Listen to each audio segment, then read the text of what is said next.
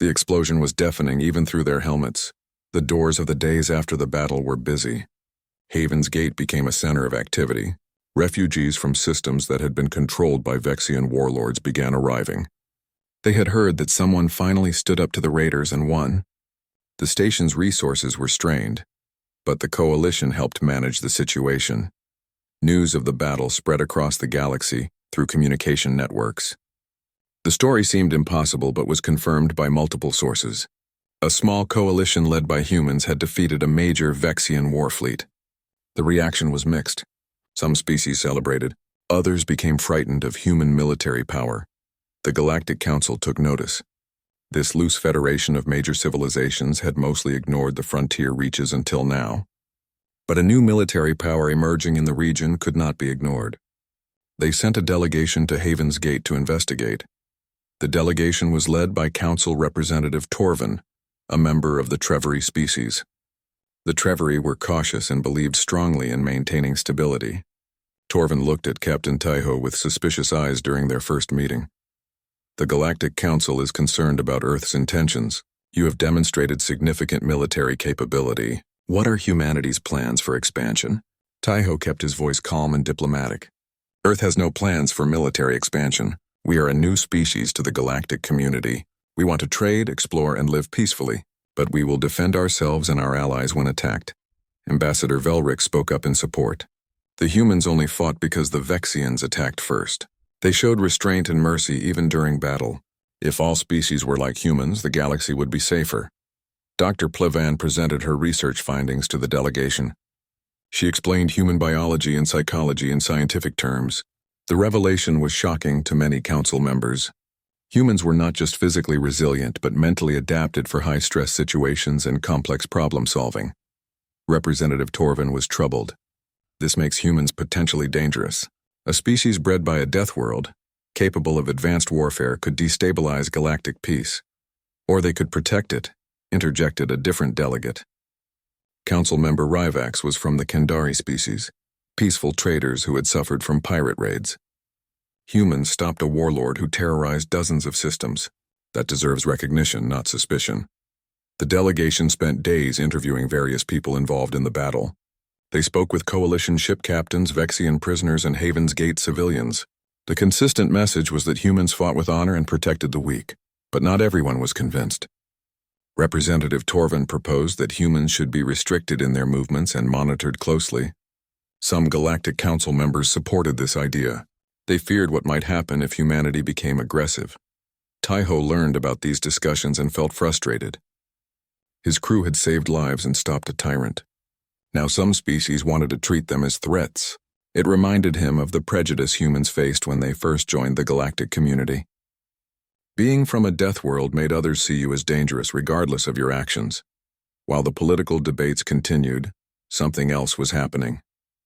Haven's Gate's long-range sensors detected unusual activity at the edge of the system. Ships were approaching, but they were unlike any design in the galactic database. The sensor operators reported the information to Station Command with growing concern. The approaching fleet consisted of thousands of ships, moving in perfect synchronization. They were all identical in design, suggesting a species with no individuality. The fleet's trajectory was direct and purposeful. They were coming to Haven's Gate. Taiho was called to an emergency meeting with the Galactic Council delegation and Haven's Gate leadership. Dr. Plevan was already there, looking at sensor data with her compound eyes showing stress patterns. This is the Hive Collective, Plevan explained, an insectoid species with a true hive mind. Every individual is connected to a central consciousness. They expand constantly, assimilating resources and eliminating species they consider threats. Representative Torvin looked at the data with fear. The Hive has never come to this region before. Why now? Because they have been watching, Commander Thelen said. The Vexian had been allowed to attend as a military advisor. The Hive monitors galactic conflicts. They identify militarily capable species and eliminate them before they become strong enough to resist. The battle here drew their attention. The room fell silent. Everyone understood what this meant. The Hive was coming to destroy both humans and Vexians before either species could become a threat to Hive expansion. All the political arguments about human danger suddenly seemed trivial. How many ships? Taiho asked. Initial scans show over 3,000, Plevan replied quietly. They will arrive in approximately 1 week. 3,000 ships against the battered remains of the Coalition, and whatever forces the Galactic Council could gather. The odds were worse than anything they had faced before. But Tejo saw something in this crisis. It was an opportunity to unite species that normally distrusted each other. Representative Torvin, Tejo said carefully, earlier you were concerned about human military power. I understand that fear, but right now we face a threat that does not care about our internal politics. The Hive will destroy everyone here unless we work together. Torvin was quiet for a moment. Then the Trevory delegate nodded. What do you propose? A unified defense force. Every ship that can fight, regardless of species or past conflicts. The Galactic Council, the Coalition, even the Vexians. We fight together or we die separately. Commander Thelen stepped forward. I will offer the remaining Vexian ships to this defense force. My warriors are tired of fighting for warlords. Let us fight for survival instead. The Galactic Council delegation went into emergency session. They contacted their home governments through faster-than-light communication. The response took hours but eventually came back. The Council would support a unified defense. Ships from Council member species would be sent to Haven's Gate immediately. But the Council made an unusual request. They asked Captain Tejo to command the Unified Defense Force. It was unprecedented for a human to command galactic military operations. But the Council acknowledged that humans understood warfare better than most species. If anyone could organize a defense against impossible odds, it was a Deathworlder. Tejo accepted the command with conditions. All species must be treated as equals. There would be no exploitation of weaker members. And after the crisis ended, there must be genuine efforts toward lasting peace and cooperation. The Council agreed to these terms. The next week was frantic preparation. Ships arrived from across the region. Council member species sent their defense fleets. Independent traders and miners volunteered. Even some former Vexian raiders joined, seeking redemption. The combined force numbered over 200 ships, but they were uncoordinated and spoke dozens of different languages. Minho organized training programs across the fleet. He taught basic human military protocols adapted for different species. The aliens learned to communicate using standardized signals and work together in coordinated formations. It was not perfect, but it was better than nothing. Jiwoo worked with scientists from multiple species to develop new weapons and defenses. The Sivari shared their advanced energy field technology. The Quilorans contributed their understanding of harmonic frequencies that could disrupt Hive communications. The Vexians provided heavy weapons and armor designs. Human engineering tied everything together into practical systems. Dr. Plevan discovered something important about the Hive. Their greatest strength was perfect coordination through the Hive mind. But this was also a weakness. If their communication could be disrupted, the individual ships would become confused and ineffective. The Coalition began developing weapons specifically to target Hive communication networks. Yuna trained medical personnel from various species to work together. She created a network of field hospitals that could treat injuries from dozens of different biologies. The young Quiloran volunteers, now experienced from the previous battle, helped train newcomers. Do-Hyun taught pilots from multiple species how to fly in human formation styles. The aliens struggled at first. Human flight tactics were aggressive and relied on quick reflexes, but gradually they improved. The diverse fleet began moving with something approaching unity. Ambassador Velrix worked on morale and communication. The Quiloran diplomat traveled between ships, speaking with crews and building relationships.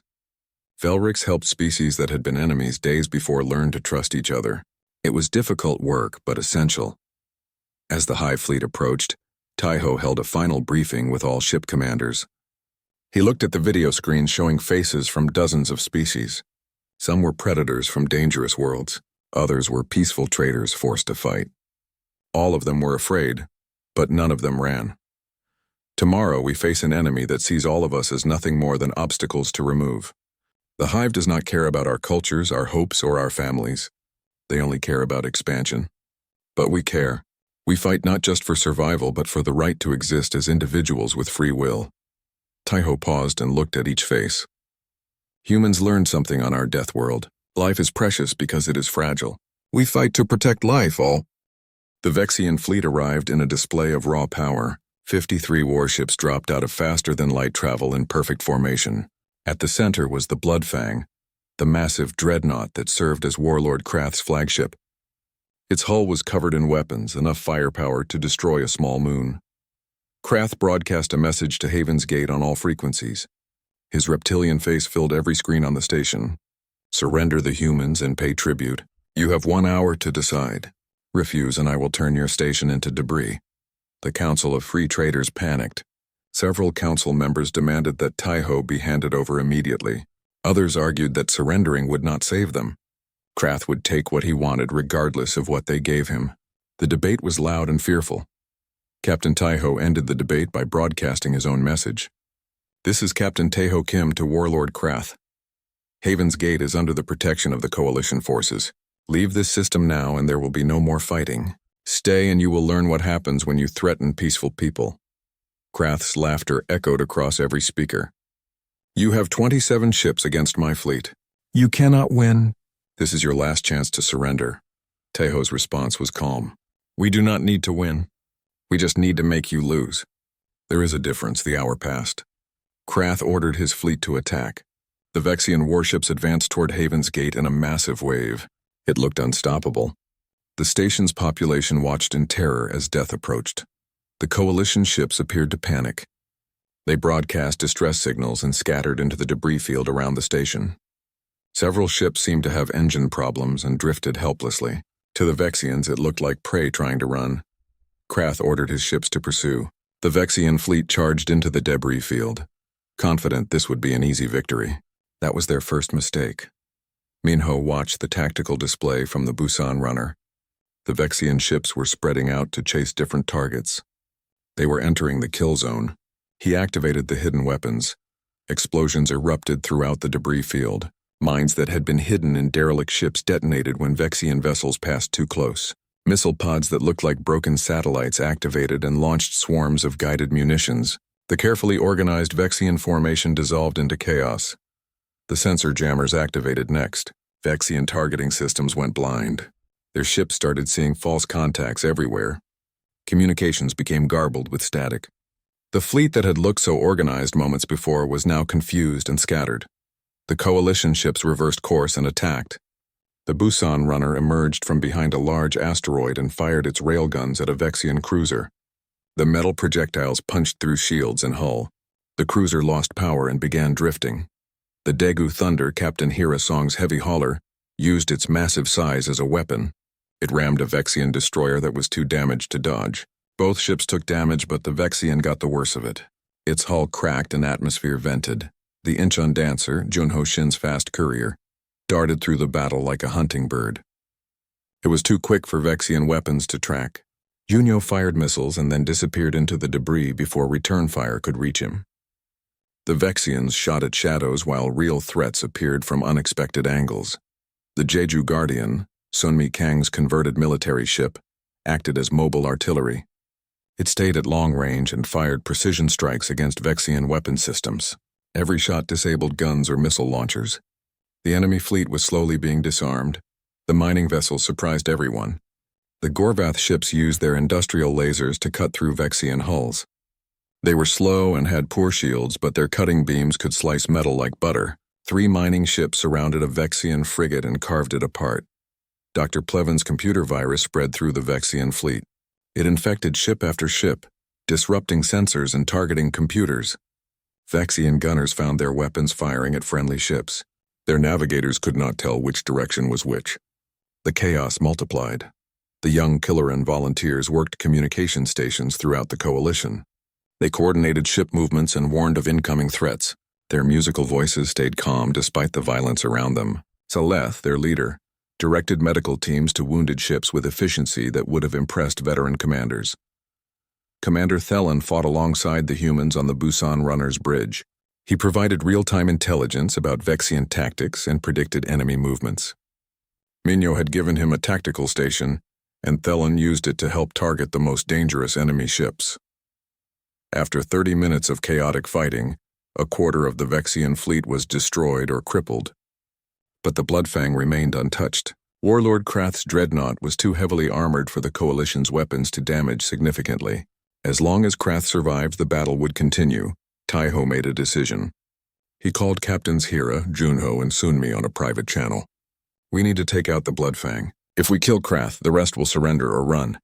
Hira's voice crackled over the radio. That thing is a flying fortress. How do we even get close? We don't fight it ship to ship, Taiho replied. We board it. Minho will lead an assault team directly to the bridge. If we can take control or kill Krath, the battle ends. There was silence on the channel. Then Junho said, That's insane, I love it. The Incheon Dancer will get your boarding team to the Bloodfang. I'm the only one fast enough to make it through their defenses. The plan was set. The other coalition ships would keep the Vexian fleet busy, while Junho's fast courier made a run at the dreadnought. Minho assembled a boarding team of 12, a mix of humans and volunteers including Commander Thelen. They wore heavy combat armor and carried weapons, designed for close-quarters fighting. Yuna checked each team, members' medical implants and emergency supplies. She looked at Minho with concern. Try not to die. I do not want to explain to your captain that you got killed doing something crazy. Minho smiled behind his helmet. We're humans. Crazy is what we do best. The boarding team transferred to the Incheon Dancer. Yunho's ship was built for speed, not comfort. Everyone had to squeeze into the small cargo bay. The courier ship detached from the Busan runner and accelerated toward the Bloodfang at maximum speed. Vexian ships tried to intercept, but Junho was too good a pilot. He wove through enemy formations, using debris and disabled ships as cover. When Vexian weapons fired at him, he was already somewhere else. The Incheon Dancer was like a bullet, impossible to hit. The dreadnought's point defense systems opened fire as Junho approached. Thousands of small projectiles filled the space around the Bloodfang. But Junho had flown through worse. He dodged and weaved, and the Incheon Dancer lived up to its name. At the last moment, Junho fired the courier's emergency escape pods directly at the Bloodfang. But instead of escape equipment, the pods contained Minho's boarding team. The pods crashed into the dreadnought's hull near what Thelen identified as an auxiliary airlock. The boarding team cut through the hull with plasma torches. Vexian alarms screamed as they breached. Minho was first through the opening, his weapon ready. The corridor beyond was full of Vexian soldiers rushing to repel boarders. The fight was brutal and close. Minho's team used electromagnetic pulse grenades to disrupt Vexian weapons. Human kinetic rifles fired rounds that could punch through armor. The Vexians were fierce warriors, but they had never fought humans in hand-to-hand combat before. Humans fought with a combination of training and desperate creativity that confused their enemies. When weapons ran out of ammunition, they used the weapons as clubs. When a corridor was blocked, they blasted through walls. When Vexians tried to overwhelm them with numbers, the humans fought back-to-back in defensive formations that turned hallways into kill zones. Commander Thelen led them through the ship, using his knowledge of Vexian vessel layout. He fought against his own species to protect the humans. When a group of Vexian soldiers tried to surrender to him, he accepted and locked them in a storage room. Minho noted that Thelen showed mercy even during battle. It was something most Vexians never learned. They fought their way closer to the bridge. The Bloodfang's internal defenses became stronger the deeper they went. Automated turrets fired at them from ceiling mounts. Blast doors tried to trap them in sections, but human combat engineering included breaching charges specifically for these situations. Outside the ship, the space battle reached its peak. The coalition was winning through superior tactics and coordination, but ships on both sides were taking heavy damage. The Busan runner had lost shields and several hull sections were exposed. The Daegu Thunder was listing badly from a missile strike, but they fought on. On the Bloodfang's bridge, Warlord Krath watched his fleet fall apart. He could not understand how this was happening. His forces outnumbered the enemy. His ships were more powerful, yet he was losing. The humans were destroying his carefully built reputation. A security alert flashed on his screen. Intruders on the ship. They were fighting toward the bridge. Krath smiled, showing his sharp teeth. He would kill these humans personally and prove Vexian superiority. Minho's team reached the bridge doors. They were massive, armored barriers designed to withstand heavy weapons. The team placed shaped charges on the hinges and everyone took cover. The Harmony's light was too damaged to travel on its own. Engineer Jiwoo studied the diplomatic vessel and shook her head. The ship's main engines were offline. Multiple hull breaches needed repair. The Quillerans did not have the tools or knowledge to fix it quickly. They would need to tow the ship to a safe port. Captain Taiho made the decision without hesitation. They would take the Quilleran ship to Haven's Gate, the nearest neutral station. It was several days away, even with the Busan runner's engines pulling both vessels. This meant their cargo delivery would be late. Trader Calm complained about the lost profit, but even he understood there was no other choice.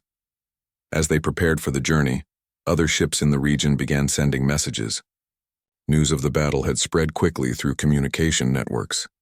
A human cargo vessel had destroyed Vexian raiders and rescued a diplomatic mission. Some species were impressed. Others were frightened. A few asked if they could travel with the Busan runner for protection. Taiho agreed to form a convoy. Soon, 7 other ships joined them. There were 3 mining vessels operated by a species called the Gorvath. They were peaceful rock collectors who had been raided by Vexians many times. 2 trader ships similar to the Busan runner joined as well, and 2 small passenger ships carrying refugees asked for protection. The convoy moved slowly through space. The damaged Quilleran ship could not go fast, and the other vessels matched their speed. It gave everyone time to talk and learn about each other. Ambassador Velrix came aboard the Busan runner to meet with Taiho. The tall Quilloran diplomat seemed nervous around humans. "We have heard many stories about your species," Velrix said. "They say Earth is a world of death, that your planet tries to kill you every day. How do you survive in such a place?" Taiho smiled. "We adapt. Humans are good at finding solutions to problems. When something tries to kill us, we learn how to kill it first, or how to avoid it, or how to use it for our benefit. My ancestors survived ice ages, plagues, predators, and eventually each other. Each generation got a little bit better at surviving." Velrix made a musical sound that meant sadness in Quilleran language. "My people evolved on a peaceful world. We have no predators, no dangerous weather, no diseases that kill. When we met other species, we believed everyone would be like us. But the galaxy is not peaceful. There are species like the Vexians who take what they want by force. That's why you need allies," Taiho said. "Different species have different strengths. Quillerans are excellent diplomats. You can negotiate and find peaceful solutions. Humans are good at fighting when peace is not possible. Together, we're stronger." Dr. Plivan, a Sivari scientist who had been aboard the Harmony's Light, was fascinated by humans. The Sivari looked like large insects with 6 limbs and compound eyes. Their species was known for advanced medicine and biotechnology. Plevan asked Medic Yuna if she could study human biology. Yuna agreed, and the examinations began. Plevan was amazed by what she found. Humans had redundant organs. If one kidney failed, another could take over. If part of the liver was damaged, it could grow back. Human bones were incredibly dense and strong. Their muscles could work for long periods without tiring, and their immune systems could fight off diseases that would kill most aliens in hours. "This is incredible," Plevan said, her voice clicking with excitement. "Your bodies are designed for survival. You have backup systems for backup systems, and your pain tolerance is extraordinary. I observed you treating Lieutenant Minho's injury after the fight. He barely reacted when you sealed the wound." Yuna cleaned her medical instruments. "Pain is just information. It tells us something is wrong. We learn to work through it because on Earth you can't always stop to heal. Sometimes you need to keep moving or you die." Plevan was quiet for a moment. "The more I learn about humans, the more I understand why other species fear you. You are not just strong. You are resilient in ways we never imagined possible." In the ship's dining area, Trader Calm shared a meal with the human crew. The Brenthy merchant was curious about human food. He watched as Gunner Hyeji ate something red and steaming. She seemed to enjoy it, but Calm could smell chemicals that would be poisonous to his species. "What is that?" he asked, pointing at Hyeji's meal. "Spicy noodles," Hyeji replied. "They have capsaicin in them. It makes your mouth burn, but in a good way." Calm's body shook with confusion. "You eat poison for pleasure?" Engineer Jiwoo laughed. "We eat lots of things that are technically poisonous. Alcohol, caffeine, capsaicin. Our bodies can handle them in small amounts. It's part of being from a death world. We're resistant to many toxins." Calm decided he would never eat human food. But he was beginning to understand why hiring humans for dangerous cargo routes was a good business decision. They could survive things that would kill him. Pilot Do-hyun spent time teaching some of the other convoy pilots about human flight techniques. They practiced in simulation programs. The alien pilots struggled with the maneuvers. Humans flew aggressively, making sharp turns and sudden accelerations that seemed impossible.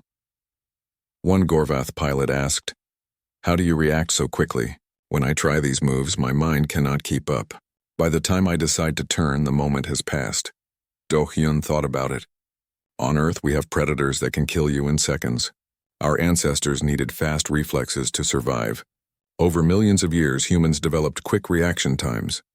We don't think about what to do. We just do it." The convoy traveled peacefully for 2 days. Then the sensors detected something. 12 ships were approaching fast.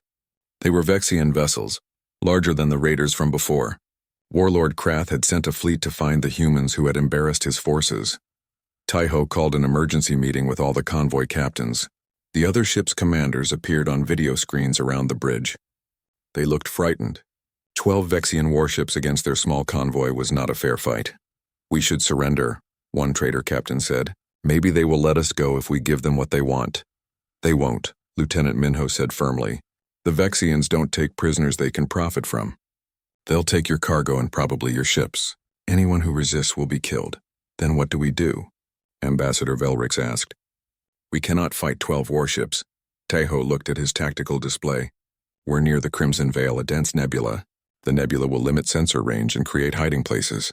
We use the environment to our advantage." He explained his plan. The convoy would enter the nebula and split up. The civilian ships would hide in the densest parts while the Busan runner drew the Vexian attention. It was risky, but it was better than surrendering or trying to outrun warships. The convoy entered the Crimson Veil. The red and purple gases were beautiful but dangerous. Navigation became difficult. Sensors showed only static and shadows. The Vexian ships followed them in, confident they had trapped their prey. The Busan runner separated from the convoy and activated its transponder, making itself easy to find. 6 Vexian ships immediately changed course to pursue it. Taiho nodded to Do-hyun. The young pilot grinned and pushed the engines to full power. The chase began. Do-hyun flew through the nebula like he was born to it. He used every trick he knew, threading between gas clouds and around debris. The Vexian ships were larger and more powerful, but they were not as maneuverable. They struggled to follow the cargo ship through the tight spaces. Yeji waited for her moment. When 3 Vexian ships were bunched together, trying to surround the Busan runner, she fired. The railgun rounds hit the lead ship's engines. The ship lost power and collided with one of its companions. Both vessels were damaged and fell behind. Minho launched missiles at the remaining pursuers. The weapons weaved through the nebula, tracking their targets. 2 missiles found their marks. One Vexian ship's shields collapsed. Another took damage to its weapons systems. The pursuit became less organized as the Vexians tried to evade while maintaining chase. Jiwoo released modified cargo containers behind the Busan runner. They exploded when Vexian ships came close, creating clouds of reflective chaff that blinded sensors. The Vexians fired blindly into the clouds, hitting nothing but gas and debris. The other 6 Vexian ships were searching for the rest of the convoy, but the civilian vessels had found good hiding spots deep in the nebula. The mining ships shut down all their systems and drifted like dead rocks. The passenger ships hid behind asteroid clusters. The Vexians could not find them in the sensor-blinding environment. One Vexian captain grew frustrated and made a mistake. He ordered his ship deeper into the nebula, away from his companions. The Gorvath miners saw an opportunity. Their mining lasers were not weapons, but they could cut through rock. They could cut through ship hulls, too. The 3 mining vessels powered up and fired their lasers at the isolated Vexian ship. The beams cut through shields and armor. The Vexian ship tried to fight back, but it was surrounded. Its weapon systems failed. The ship went dark and began drifting. The Busan runner led its pursuers on a long chase through the nebula. Do-hyun flew close to a large asteroid and then pulled up sharply. 2 Vexian ships could not react in time. They crashed into the asteroid, destroying themselves. The remaining Vexian vessels finally gave up the chase. They had lost too many ships and gained nothing. The Busan runner rejoined the convoy at a predetermined location. All the civilian ships were safe. The Vexians retreated from the nebula, calling for reinforcements. Haven's Gate was enormous. The station was built inside a hollowed asteroid that measured 50 kilometers across.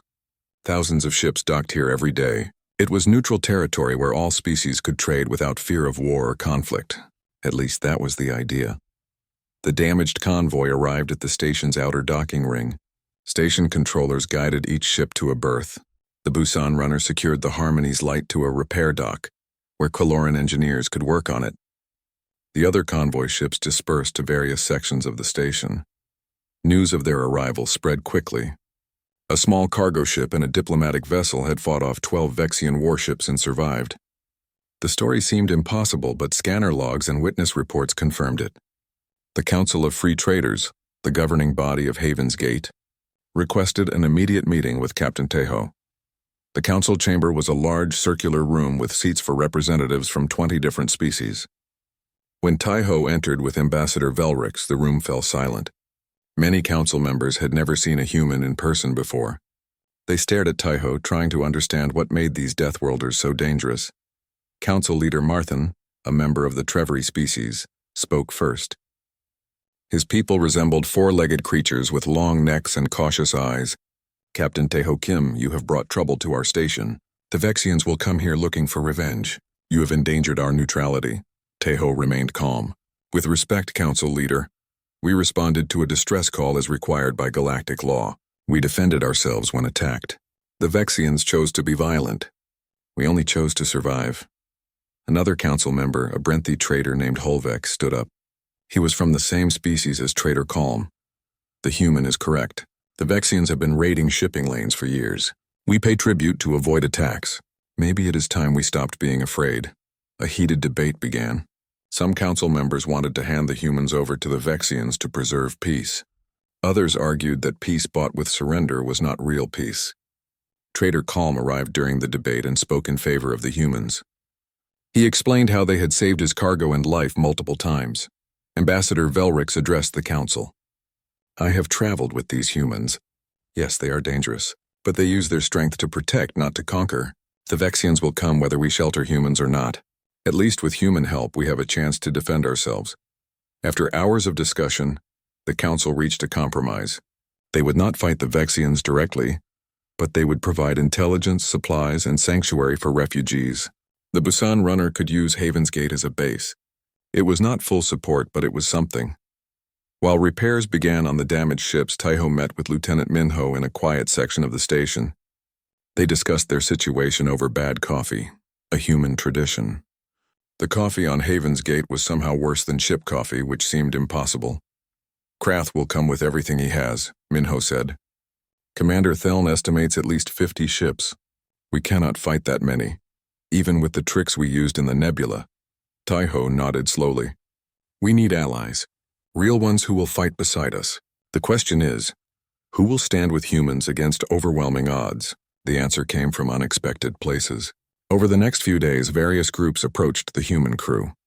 First came the miners. The Gorvath, who had traveled in the convoy, wanted to help. They offered their ships and explained that their mining lasers could be used as weapons. They were not soldiers, but they were tired of being victims. Then Dr. Plevin arrived with a group of Scivery scientists. We have been studying human combat tactics, she explained. We believe we can develop countermeasures against Vexian weapons. Our species may be physically weak, but our technology is advanced. Let us contribute in our way. More humans arrived at the station. 3 other human cargo ships had heard about the conflict and came to help. Their captains met with Tejo in a bar that served drinks strong enough for Deathworld biology. The bar was empty except for humans because everything served there would poison other species. Captain Hira Song commanded a heavy cargo hauler called the Daegu Thunder. She was older than Tejo, with gray hair and scars from Earth's wars. We heard you kicked Vexian tails twice now. Humans have to stick together out here. You need guns, we've got guns. Captain Junho Shin ran a fast courier ship called the Incheon Dancer. His ship was small but incredibly quick, perfect for hit-and-run attacks. The Vexians think they can bully everyone because most species won't fight back. Time to show them what happens when you pick on Deathworlders. The third captain was Sunmi Kang, who commanded a converted military transport called the Jeju Guardian. Her ship still had military-grade weapons and shields from its days in Earth's defense fleet. I didn't leave Earth to watch bullies terrorize peaceful aliens. Count me in. The most surprising volunteers were a group of young Quillorans. 5 of them approached Tejo while he was inspecting the Busan runner's repairs. They looked nervous but determined. Their leader, a young diplomat named Saleth, spoke for the group. "We want to help fight the Vexians. We know we are not warriors like humans, but we can operate communication systems and help coordinate ships. We can treat wounded. We can do something other than hide." Ambassador Velrix arrived and tried to send the young Colorans away. "Our people do not fight. We seek peace through diplomacy." Saleth turned to the ambassador. "With respect, peace only works when both sides want it. The Vexians do not want peace. They want submission. The humans showed us there is another way. Sometimes you must fight to protect peace." Tejo looked at the young aliens and then at Velrix. "If they want to help, I will accept. But they will not fight directly. They will work communication stations and medical bays. Is that acceptable, Ambassador?" Velrix was troubled but agreed. The ambassador was changing, learning that the galaxy was more complicated than Quilleran philosophy acknowledged. Sometimes good people had to make hard choices. Minho organized the growing coalition. He set up training sessions on various parts of the station. The alien volunteers learned basic human military protocols. The humans taught them simple tactics, communication procedures, and emergency responses. The mining ship captains struggled with military discipline at first. They were used to independent work, not coordinated operations. But Minho was patient. He explained that in combat everyone must work together perfectly or everyone dies. The miners began to understand. Dr. Plevin's science team worked with engineer Jiwoo to develop new weapons and defenses. The Sivari had advanced knowledge of energy fields and particle physics. Jiwoo had practical engineering experience and human improvisation skills. Together they created improved shield generators and electronic warfare systems that could disrupt Vexian sensors. Medic Yuna trained the young Quillerans in battlefield medicine. She was gentle but firm with them. They learned that saving lives in combat meant making quick decisions without emotion. It was hard for the peaceful species to accept, but they studied diligently. Pilot Do Yun ran flight simulations with the various ship captains. He taught them human maneuvers, showing how to use speed and agility against larger vessels. The mining ships were slow and heavy, but Do Yun found ways to use that. They could block enemy fire for faster ships. They could ram damaged enemies. Every vessel had a role. Gunner Hiji set up a firing range using simulation equipment. She taught the aliens how to calculate firing solutions and lead moving targets. Most species had never thought about these things. Their ships had automated weapons that did the calculations. But automated systems could be hacked or jammed. Hieji taught manual firing as a backup. While the coalition prepared, Commander Theln remained a prisoner on the Busan runner. Tejo visited him regularly. The Vexian warrior was conflicted. He had spent his life believing Vexians were the strongest species, but humans had defeated them twice with smaller forces. "How do you fight so effectively?" Theln asked one day. "Vexians are larger and stronger than humans. Our ships outnumber yours. Yet you win." Tejo sat across from the prisoner. "We fight smarter, not harder. Humans learned long ago that size and strength do not always win battles. Strategy, adaptability, and teamwork are more important. Your people rely on intimidation and numbers. When that doesn't work, you have no backup plan." Theln was quiet for a long time. Then he said something surprising. "I will help you. Krath is a fool who will get all our warriors killed. If you can defeat him, maybe my people will learn to think differently." Tejo studied the Vexian carefully. "Why would you betray your warlord?" "Because I have seen what real warriors look like," Theln replied. "You humans fight to protect, Krath fights to destroy. I would rather serve protectors than destroyers." Theln provided valuable intelligence about Krath's fleet composition and tactics. He explained Vexian command structures and communication protocols. This information would save lives when the battle came.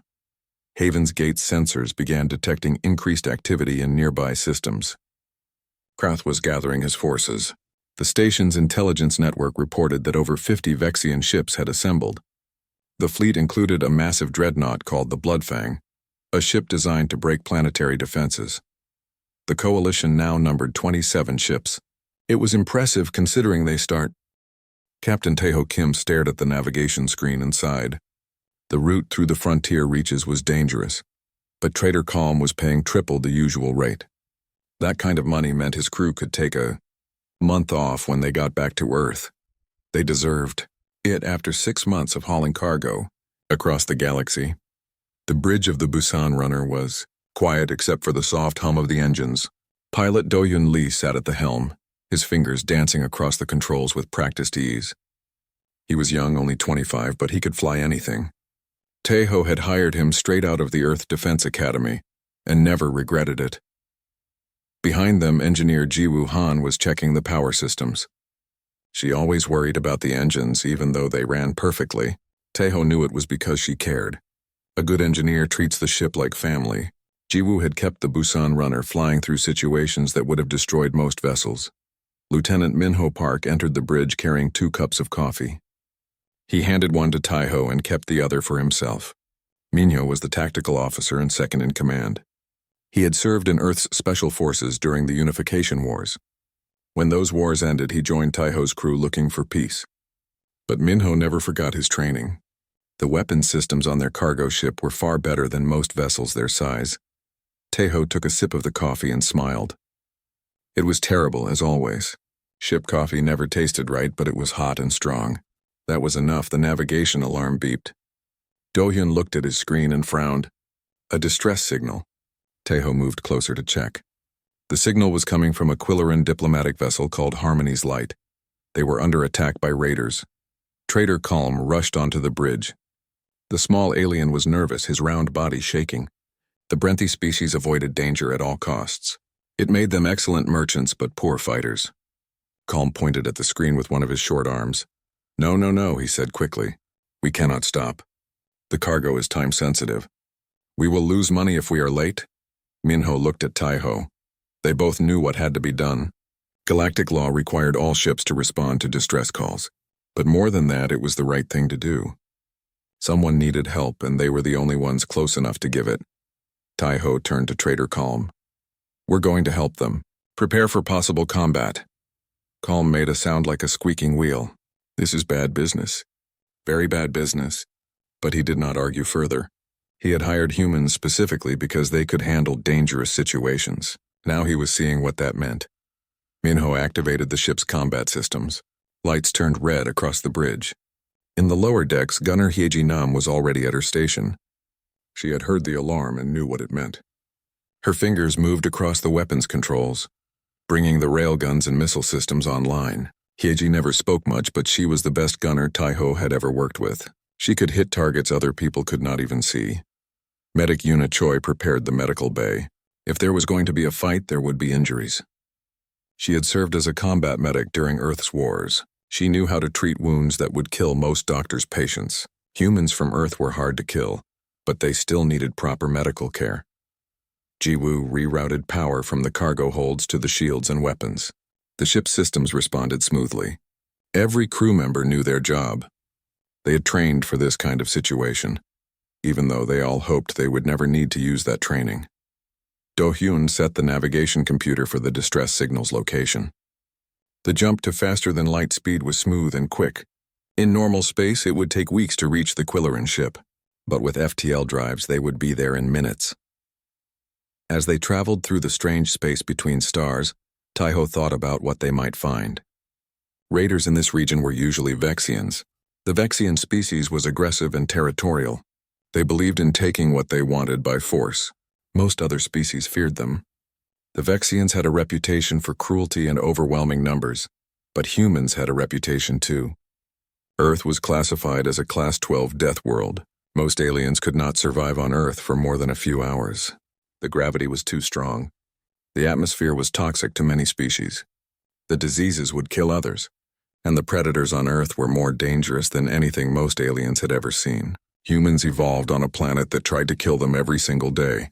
They survived by becoming tougher, smarter, and more adaptable than almost anything else in the galaxy. The Busan runner dropped out of FTL near the Quilloran ship. The sight was not good. 3 Vexian raiders surrounded the diplomatic vessel.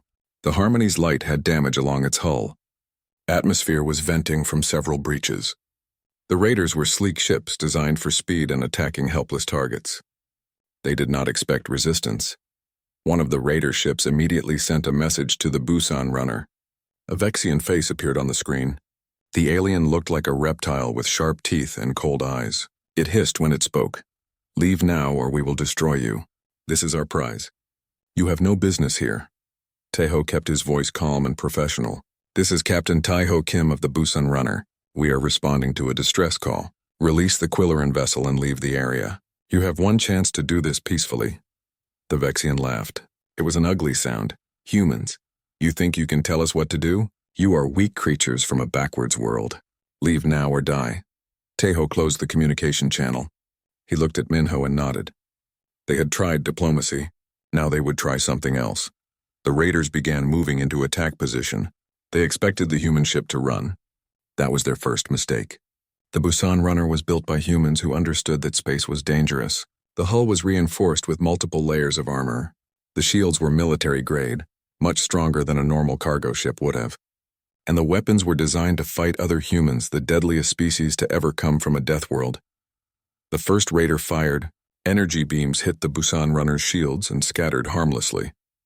The Vexians were shocked. Their weapons should have crippled a cargo vessel.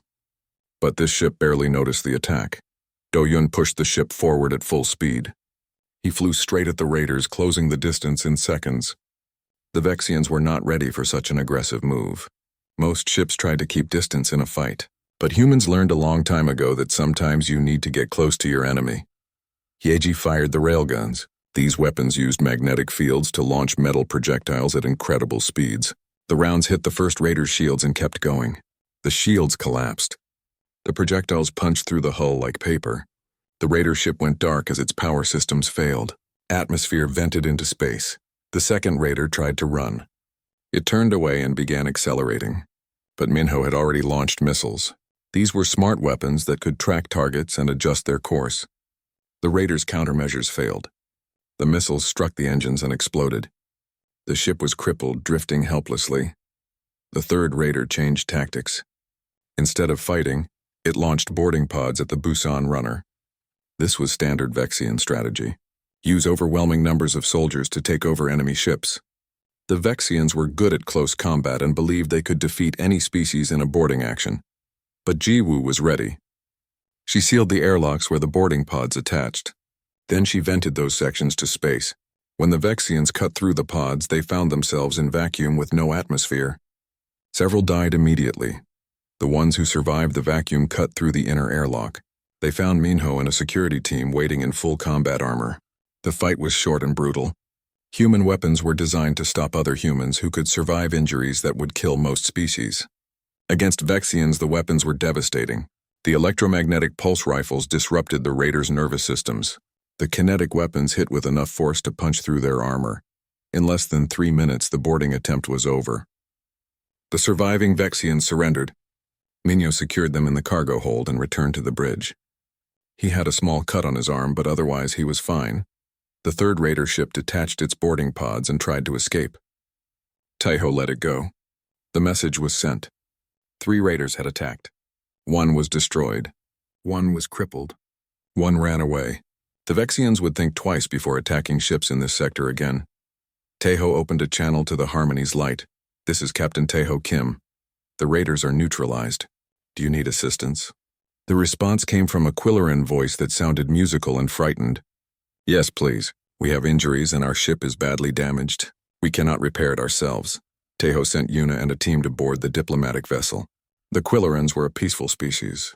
They looked like tall beings with skin that seemed made of crystal. They communicated partly through sounds that were almost like singing. When Yuna arrived, she found 3 injured Quillerans and several frightened diplomats. One of the injured had a broken limb. Another had cuts from flying debris. The third was in shock from the attack. Yuna treated them efficiently, using techniques she learned during Earth's wars. The Quillerans watched her work with amazement and fear. She moved so quickly with such confidence. And her tools and medicines worked differently from what they knew.